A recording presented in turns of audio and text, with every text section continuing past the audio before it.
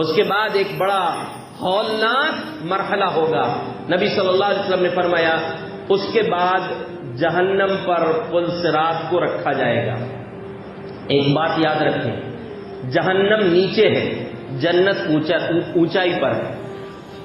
پل صراط جس سے ہر ایک کو گزرنا ہے. اللہ نے قرآن میں فرمایا وَإِن مِّنكُمْ إِلَّا وَارِدُهَا كَانَ عَلَى رَبِّكَ حَتْمًا مَّقْضِيًّا، کہ دنیا کے ہر انسان کو اس پل صراط سے گزرنا پڑے گا. یہ تمہارے رب کا فائنل فیصلہ ہے.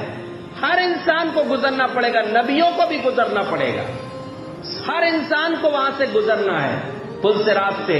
تو جنت اونچائی پر ہے اور وہ جہنم نیچے ہے. جہنم کے بالکل اوپر پل صراط، وہ پل ہوگا جس کو پار کر کے جنت تک پہنچنا ہے.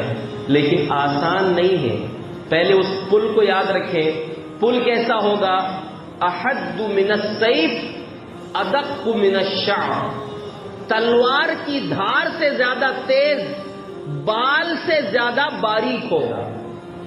اب پوری دنیا، ام المومنین عائشہ صدیقہ رضی اللہ عنہا نے پوچھا تھا قرآن کی آیت کے بارے میں، یوم تبدل الارض غیر الارض، کہ جب زمین بدل دی جائے گی، یہ زمین ختم کر دی جائے گی، آسمان لپیٹ لیے جائیں گے قیامت کے دن. تو ام المومنین نے پوچھا تھا کہ اللہ کے نبی جب زمین ختم ہو جائے گی، آسمان ختم ہو جائے گا، تو لوگ کہاں رہیں گے قیامت کے دن؟ تو آپ نے فرمایا علی الصراط، اس وقت پل صراط پر ہوں گے لوگ. پل صراط پر پوری دنیا کے انسان، دنیا کی شروعات آدم سے لے کر قیامت کی صبح تک آنے والے سارے انسان اس پل پر ہوں گے. اتنا باریک پل ہوگا، کتنا لمبا ہوگا وہ پل جس پر پورے انسان جمع ہوں گے. کیسے جمع ہوں گے اللہ بہتر جانتا ہے. آج سمجھنا تو اور آسان ہو گیا. چھوٹے سے کارڈ کے اندر کتنا جی بی ڈیٹا آ جاتا ہے، چھوٹی سی چپ کے اندر کیا کیا نہیں بھر لیا انسان نے. آج موبائل کے اندر کیا کیا نہیں ہے انسان کے پاس. تو اللہ رب العالمین اس پر قدرت رکھتا ہے کہ ایک پل پر پوری انسانیت کو اللہ رب العالمین جمع کر دے گا. اب اس پل کو یاد رکھیے، تلوار کی دھار سے زیادہ تیز، بال سے زیادہ باریک ہوگا. اب اس پل کے بالکل نیچے جہنم ہوگی. اس سے گرے تو جہنم میں ہی گریں گے. وہاں دو چیزیں ہوں گی پل کے اوپر. ایک تو آپ کو تیزی سے گزرنا ہے. پل کے اندر ایک خصلت ہوگی. اب ظاہر سی بات ہے کہ بال سے زیادہ باریک ہوگا تو ٹھہرے گا کیسے انسان. حدیث میں ایک لفظ یہ بھی ہے مزلفتن، اس پل کے اندر پھسلنے کی صلاحیت ہوگی، پھسلنے کی خصلت ہوگی کہ انسان کے قدم جم نہیں پائیں گے. اور دوسری چیز یہ ہے کہ پھسلنے سے بچنا ہے، ثابت قدم رہنا ہے. اور پہلی چیز کہ انسان کے قدم ثابت رہے، پھسلے نہ. اور دوسری چیز کہ انسان تیزی سے گزر جائے، پھسلے نہ اور تیزی سے گزر جائے، ثابت قدم رہے. تو قدم ثابت رکھنے کے لیے کیا کرنا پڑے گا؟ اللہ نے قرآن میں فرمایا یثبت اللہ الذین آمنوا بالقول الثابت فی الحیات الدنیا وفی الآخرہ. اللہ رب العالمین قول ثابت کے ذریعے اہل ایمان کو دنیا میں بھی ثابت قدم رکھے گا، آخرت میں بھی ثابت قدم رکھے گا. قول ثابت لا الہ الا اللہ، یعنی توحید جس کی جتنی مضبوط ہوگی اتنا مضبوطی سے اس پل پر وہ چل لے گا. یہ مت سوچیے کہ اتنے باریک پل پر چلیں گے کیسے، وہ اللہ کی قدرت ہے. چلے گا کون؟ جس کے قدم مضبوط ہوں گے. اور قدم مضبوط کیسے ہوں گے؟ توحید کی بنیاد پر ہوں گے. دوسری چیز اسپیڈ سے گزرنا ہے، کیونکہ نیچے سے جہنم کی تپش، اس کی لپٹیں آ رہی ہوں گی. اس پل سے اسپیڈ سے کیسے گزریں گے؟ تو نبی صلی اللہ علیہ وسلم کا فرمان ہے یمر الناس علی قدر اعمالہم یا یمر الناس علی قدر نورہم.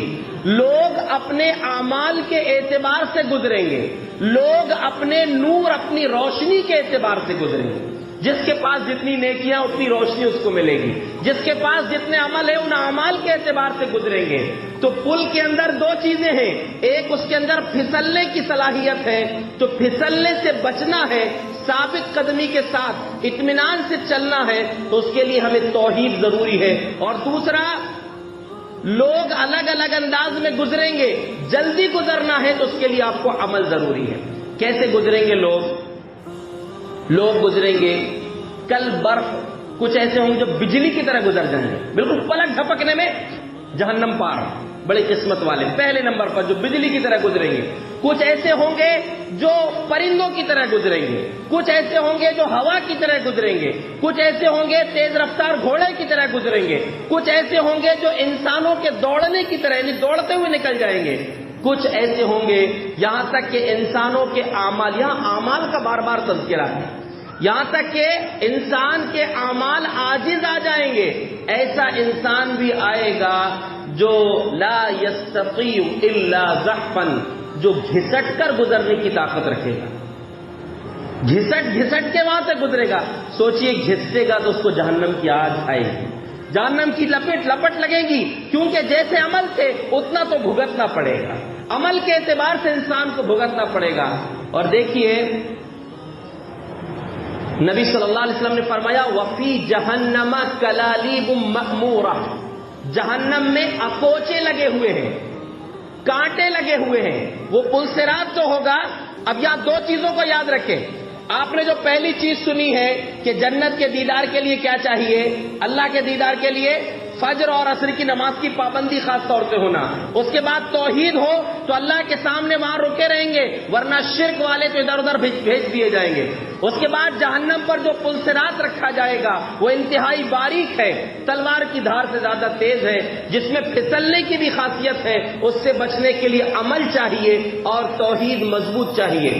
اس کے بعد خطرناک مرحلہ یہ ہوگا، پلسرات تو ویسے ہی باریک ہے، لیکن وہاں پر جو کانٹے لگے ہوں گے دونوں طرف، پلسرات کے دونوں طرف کانٹے لگے ہوئے ہوں۔ کیسے کانٹے ہوں گے؟ نبی صلی اللہ علیہ وسلم نے صحابہ کے سامنے فرمایا، صحابہ اکرام کے سامنے، وَعَلَيْهَا كَلَالِيبُ مِثْلَ شَوْكِ السَّعْدَانِ، سعدان کے کانٹوں کی طرح وہاں کانٹے لگے ہوئے ہوں گے۔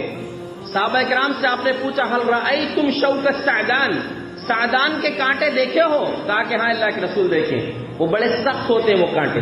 سعدان جو ایک جڑی بوٹی یا جو بھی کانٹے والا درخت ہو، اس کے کانٹے بڑے سخت ہوتے تھے۔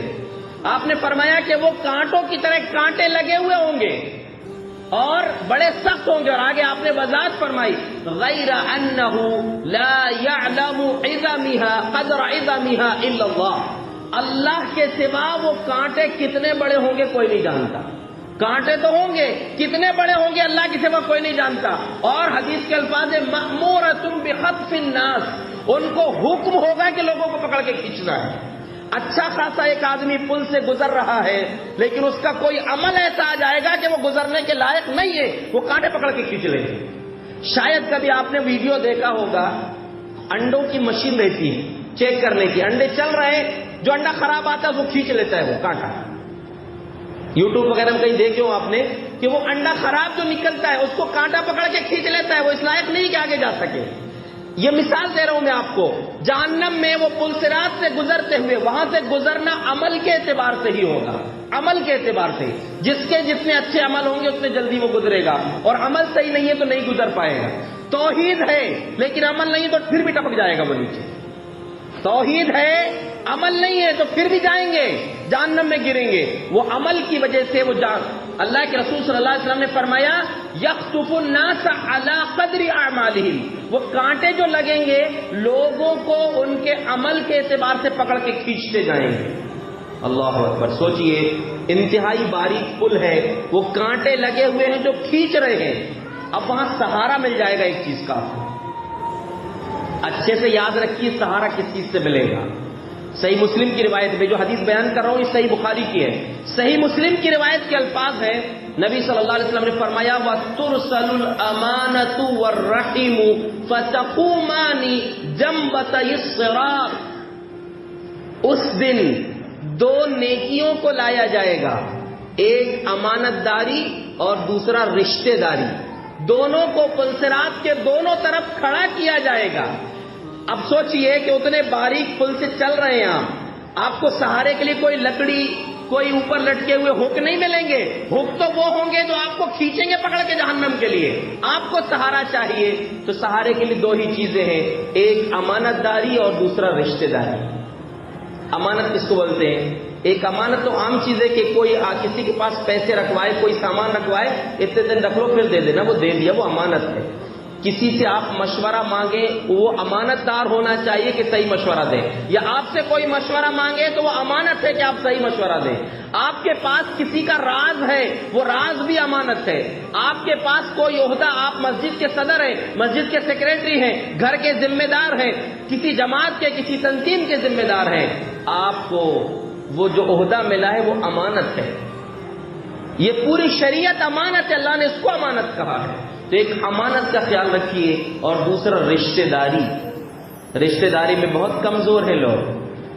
اکثر ایسا ہوتا ہے کہ فیملی میں ہی ظلم ہوتے رہتے، بھائی بھائی سے پریشان ہے، حق دبا کے بیٹھا، ابا کا انتقال کب سے ہو گیا، بھائیوں کے بٹوارے نہیں ہوئے، جبکہ شرعی حکم یہ ہے کہ ادھر انسان کی روح نکلی، اس کے کفن دفن کے بعد، اس کے پیسوں سے انتظام کرنے کے بعد فوراً مال کو تقسیم کیا جائے، اس کی وراثت تقسیم کی جائے۔ بھائی کا حق نہیں دیے ہیں، بہن کا حق نہیں دیے، یا بھائی کا تو دے دیے بہن کا نہیں دیے، بہنوں کا بھی حق ہے آپ کے ابا کی جائیداد میں، جیسے آپ کے بھائی کا اور آپ کا حق ہے ویسے آپ کی بہنوں کا بھی حق ہے۔ ظلم کر رہے ہیں، غلط ہے، رشتہ داریوں کو توڑ رہے ہیں، غلط ہے، رشتہ داریوں میں ہی جو ہے نا اتفاقی۔ یاد رکھو، کبھی کبھی ایسا ہوتا ہے کہ کچھ بات بگڑی، بڑی آسانی سے کہہ دیتے جاؤ ہماری تمہاری کوئی رشتہ داری نہیں، ختم آپ سے رشتہ داری۔ پیارے نبی نے فرمایا لا يدخل الجنۃ قاطع رحم، رشتوں کو توڑنے والا انسان جنت میں نہیں جائے گا، رشتوں کو توڑنے والا جنت میں نہیں جا سکتا۔ اور پلسرات میں آپ کی حفاظت، آپ کے لیے سہارا کون ہے؟ وہ امانت داری اور رشتہ داری ہے۔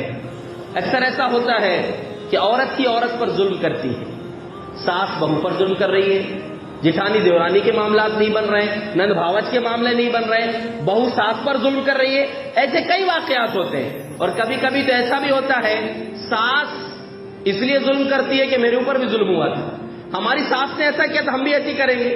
تو ساس نے، آپ کی ساس نے کی تھی تو آپ بیچاری وہ بہو سے کیوں بدلہ نکال رہے ہیں؟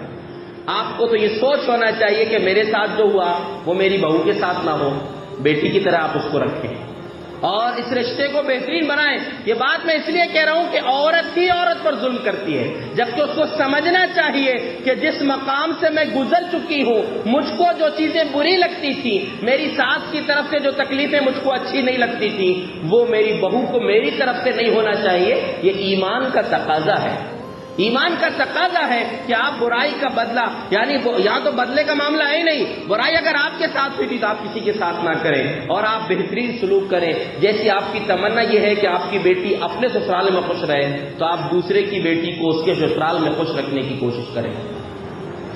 تو رشتہ داری کا، ماں باپ کا حق ادا کریں، اولاد کا حق ادا کریں، پڑوسیوں کا حق ادا کریں۔ جو جیسا رشتہ ہے ہمارا، اس رشتے کے اعتبار سے ہم اس رشتہ داری کے حقوق ادا کرنے کی کوشش کریں۔ تو جہنم کے اوپر جو پلسرات لگایا جائے گا، اس پلسرات سے گزرنے کے لیے مضبوط قدم کے لیے مضبوط توحید چاہیے، اور جلدی گزرنے کے لیے عمل چاہیے، اور سہارے کے لیے امانت داری اور اس کے ساتھ رشتہ